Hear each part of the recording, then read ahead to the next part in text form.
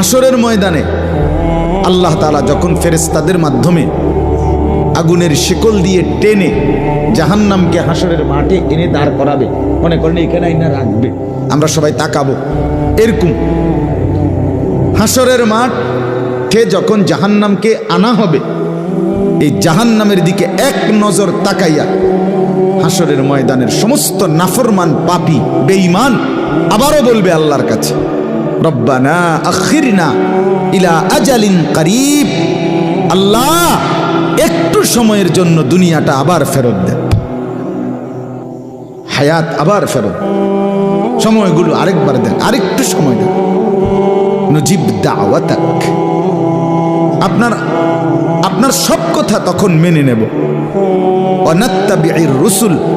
আপনার রসুলদের আনুগত্য করব। আল্লাহ বলবেন না,